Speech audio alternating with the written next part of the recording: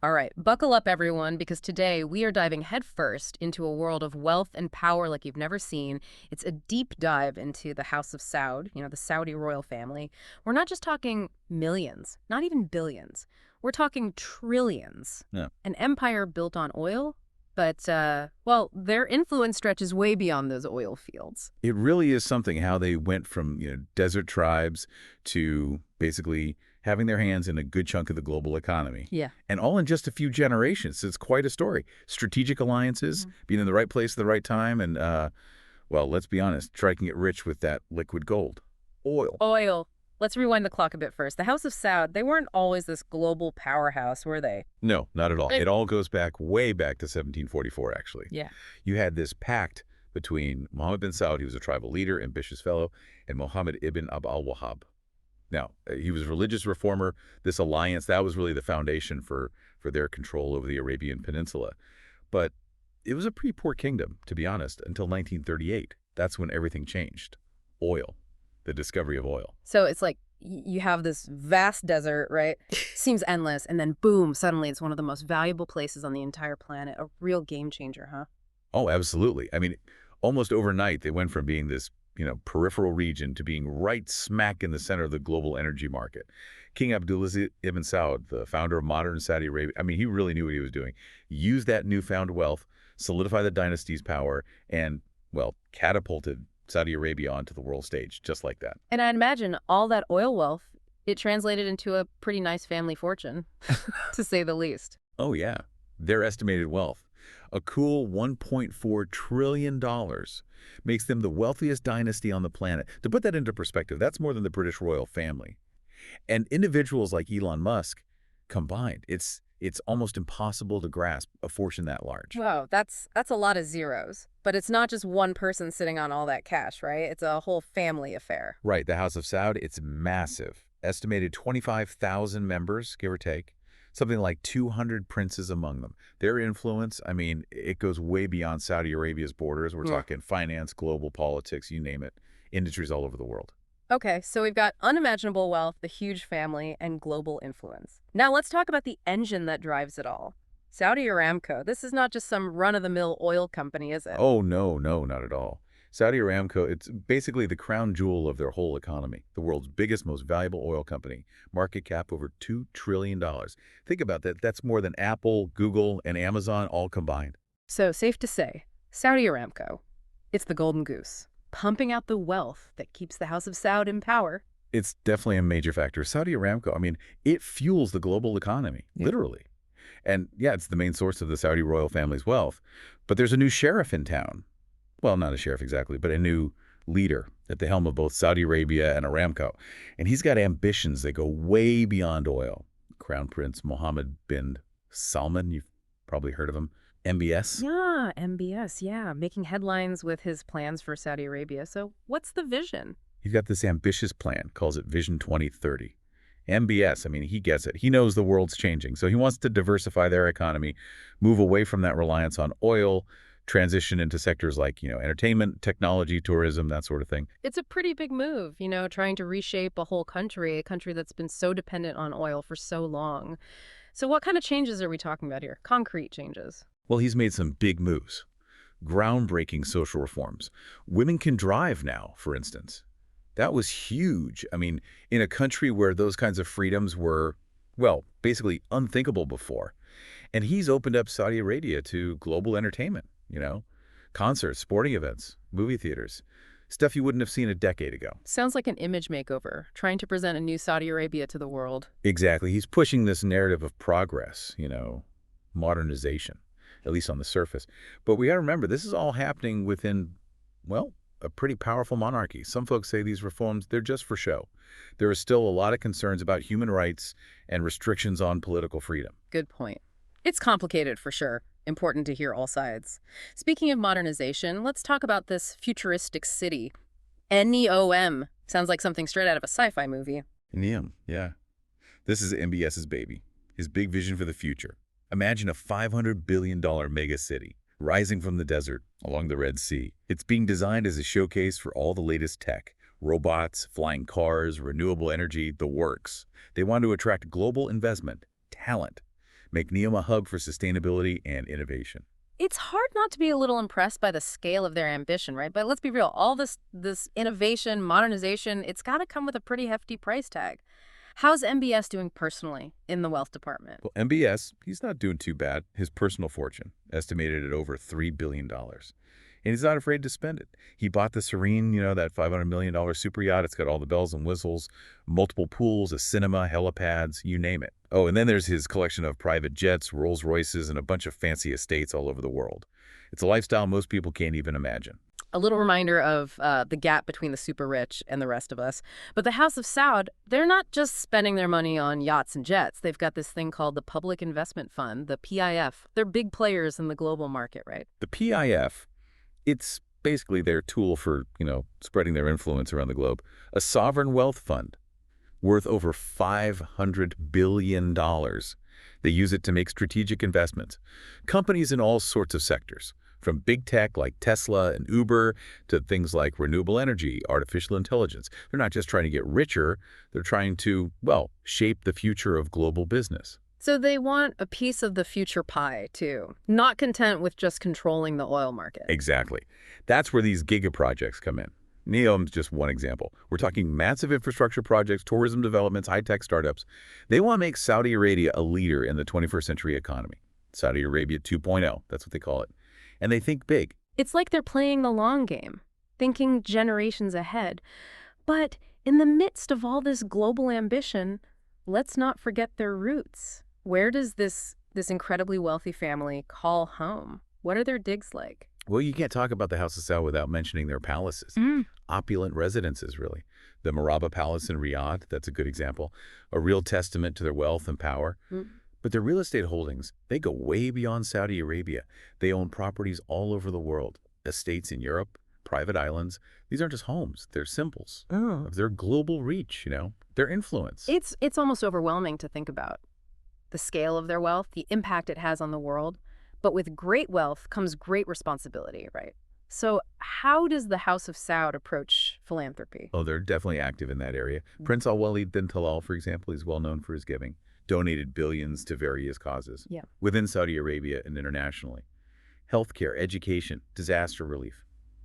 Trying to make a difference on a global scale. So there's a philanthropic side to this story, too.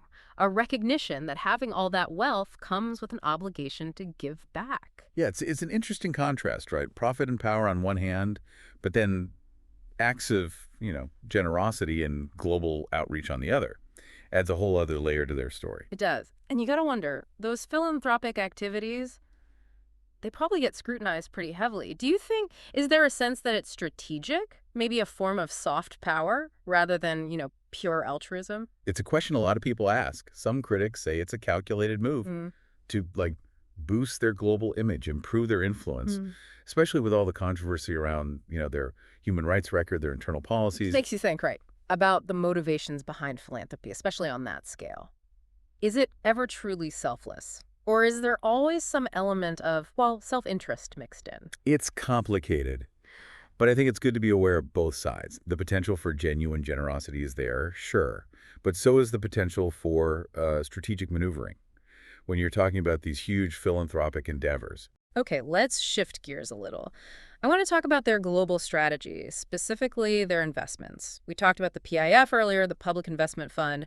But what about their overall investment strategy? Are they focused on certain sectors, emerging technologies, maybe? It looks like they're really interested in things that line up with their Vision 2030 goals. So you'll see a lot of investment in renewable energy companies, artificial intelligence, even space exploration. It's almost like they're hedging their bets. They know the world's moving away from oil, so they're trying to get ahead of the curve, position themselves as major players in these new industries. Future-proofing their wealth and influence. Exactly. And it's not just about holding on to what they have. They want to shape the future, too. They're putting money into companies that are developing, cutting-edge technology, the kind of stuff that could revolutionize whole industries, maybe even, change global power dynamics. It's like they're playing a game of global chess, thinking 5 steps ahead. Yeah. But are there any risks with this approach? I mean, it's got to be risky, right? Sure, there are always risks with any investment. And the global landscape, it's constantly changing. Economic downturns, geopolitical shifts, you never know what's around the corner. Some unforeseen technological disruption could come along and, throw a wrench in their plans. So even with all their wealth and influence, they're not untouchable. That's a good point.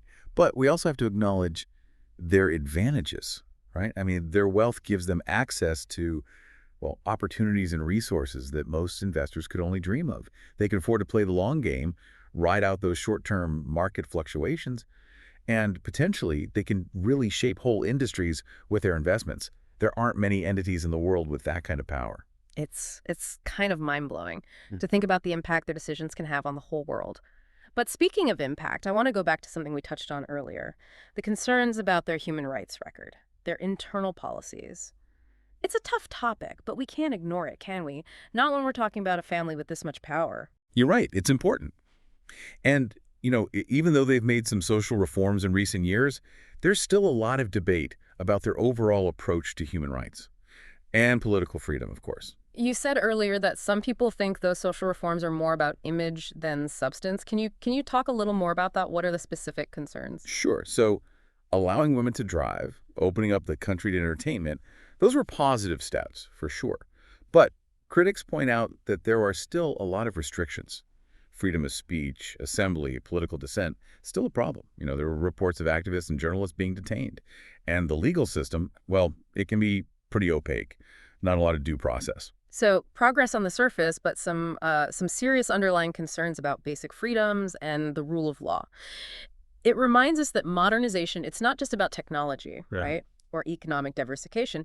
It's also about creating a society that respects individual rights, democratic principles. Absolutely. And it's really important to keep all that in mind, that broader social and political context. When you're trying to understand the House of Saud, their actions, the impact they have on the world. It sounds like we've got two competing narratives here. On the one hand, you've got the progress and modernization that MBS is pushing. But then there's this darker narrative about the limits on freedom, the potential for abuse of power. It's complicated. There's no doubt about that. I don't think there are any easy answers. But trying to understand both sides, looking at the evidence, that's how we get a balanced perspective on the House of Saud, their role in the world in the 21st century. It's a lot to take in. I bet our listeners have a ton of thoughts and questions. I'm sure they do. And I'm looking forward to getting into some of those questions, exploring these issues a little deeper. You know what's amazing? We started talking about trillion-dollar fortunes and futuristic cities, and now we're here talking about human rights and, political freedom. It really shows you how many sides there are to the House of Saud and how big of an impact they have on the world. It's true. It shows just how connected their economic power is to social and political realities, both within Saudi Arabia and globally. You can't really separate those things when you're looking at their influence. Right. And I think our listeners get that it's complicated. We've got some great questions lined up that really dig into these issues. Let's start with one from Sarah in Chicago. Sarah asks, with all this talk about modernization, how much has really changed for everyday Saudi citizens? Good question, Sarah. And it's a tough one to answer. There's no doubt that, MBS's reforms have had a real impact. A lot of Saudis are living differently now. The fact that women can drive, that's been huge, socially and economically. And all the new entertainment options, it's really changed the feel of Saudi cities. So at least on the surface, things seem to be moving in a more progressive direction, but I'm guessing there's more to it than that. What do you think, based on, what we've seen in our research? Well, we have to remember that those changes, even though they're positive, they don't really address the bigger issues. The concerns about political freedom, human rights. We still see reports of crackdowns on dissent, limits on free speech, lack of transparency in their legal system. So life might be different for a lot of Saudis, yeah. Well, but the basic power structures, those haven't really changed. Sounds like there's been progress, but they still have a long way to go if they want a truly open, democratic society. I think that's a fair assessment. And it's important to keep that in mind, the political context, when we're thinking about these reforms, what they really mean. Okay, let's move on to another question. This one's from David in London. He writes, we've heard a lot about Saudi Arabia investing in global companies. But do they invest in humanitarian efforts as well, around the world? That's a good question, David.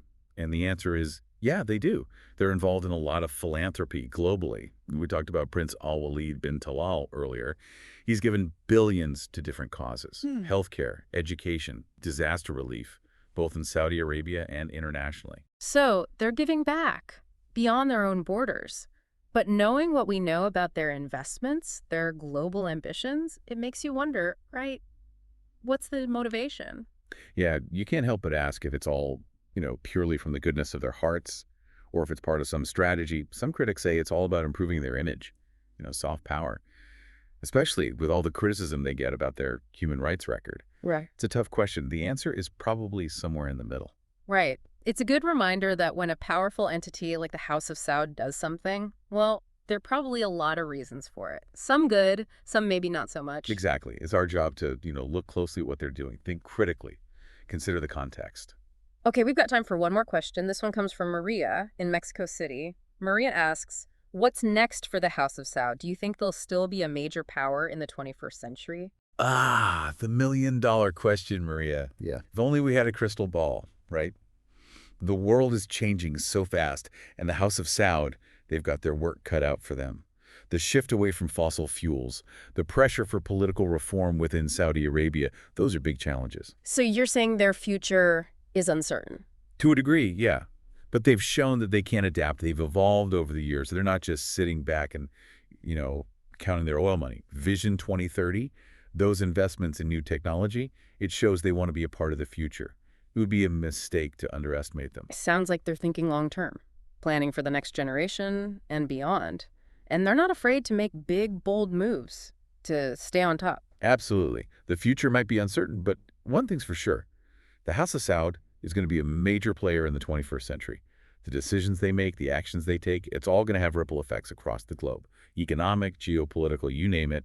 This story is far from over. It's going to be interesting to see what happens next. It really is. It seems like our deep dive into the world of the House of Saud has shown us a dynasty that's, well, powerful and complicated, a family with a long history, unimaginable wealth, and global influence that's hard to match. They're driving innovation, shaping industries, navigating a world that's constantly changing, all while dealing with their own internal struggles and facing scrutiny from the rest of the world. It's a fascinating story, one that makes you think. It raises some big questions about wealth, power, responsibility, what those things mean in the 21st century. I think you said it perfectly. It's a story that reminds us how connected our world really is. And it shows us that the choices made by those in power, well, they have consequences for all of us. It's a story that should encourage us to stay informed, think critically, and consider our own role in, shaping the world we live in. Well, on that note, we've come to the end of our deep dive. Thank you for joining us on this journey into the world of the House of Saud. We hope you found it informative and maybe even a little bit entertaining. It's been great sharing these insights with you all. And as always, keep exploring, keep asking questions, keep learning. Until next time, keep diving deep.